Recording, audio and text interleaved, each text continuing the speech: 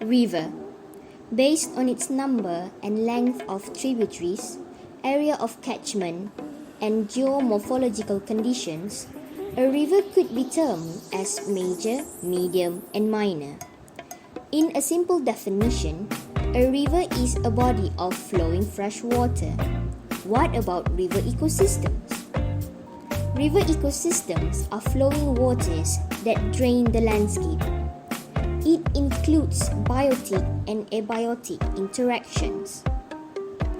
River ecosystem consists of flowing water that is usually unidirectional, undergoing physical changes, many different microhabitants, different flow rates of water, and plants and animals around have adapted to live within the water flow conditions.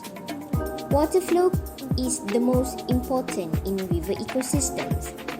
This is because water flow can also change the shape of riverbeds through erosion and sedimentation, which leads to a variety of changing habitats between the living organisms. Terengganu River is located at the northeastern coastal region of Peninsular Malaysia.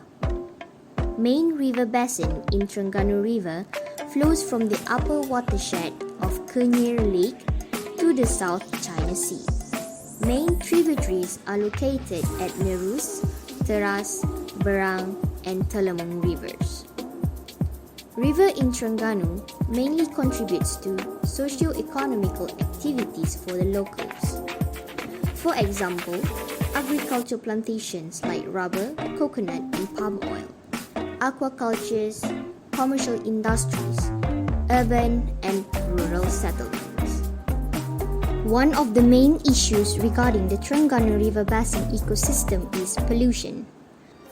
From as small as littering to irresponsible activities like releasing untreated waste into the river, these have impacted negatively on Terengganu River Basin ecosystem as it causes pollution.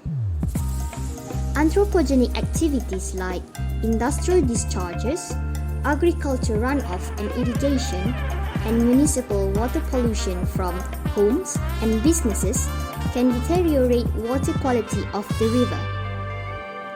Heavily populated areas, especially Kuala Terengganu and Kuala Berang, are the main cause of discharge of untreated waste into the river. Waste from these activities were characterized by high organic content that leads to low pH, low dissolved oxygen, and high ammonical nitrogen value because of the decomposition processes. High-level organic pollution like this will increase the biochemical oxygen demand and chemical oxygen demand concentrations. Higher concentration of biochemical oxygen demand and chemical oxygen demand will cause rapid oxygen depletion, hence less oxygen available for aquatic life. Low dissolved oxygen will lead to aquatic organisms to become stressed, suffocate, and die. Other than that, climate change also affects water resources in Terengganu River Basin through alterations in hydrological cycle. This will cause increase in erosion and more production of sediment that washes into the river. As we all know, climate change has caused inconsistent weather. Heavy rainfall that is more frequent when it's not during the rainy season has led to an increase in river discharge that brings inorganic and organic substances. These substances may stimulate aerobic respiration by bacteria, hence affecting the water pH.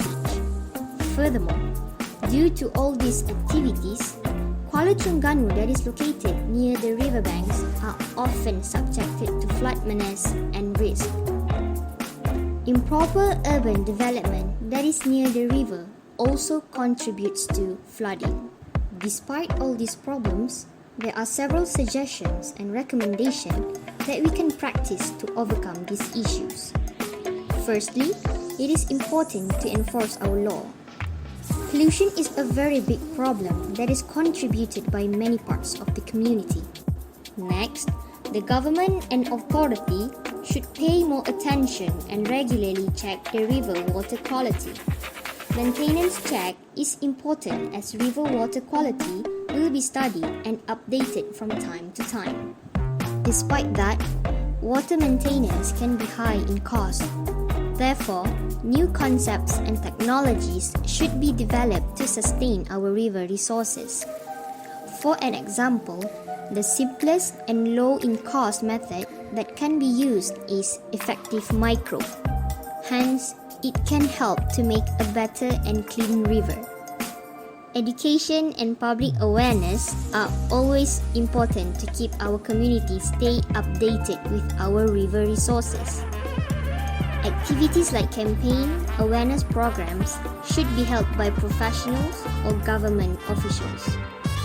Other than that, activities like water-based project, land-based activities should also be held so people can experience and realize the importance of having a clean river.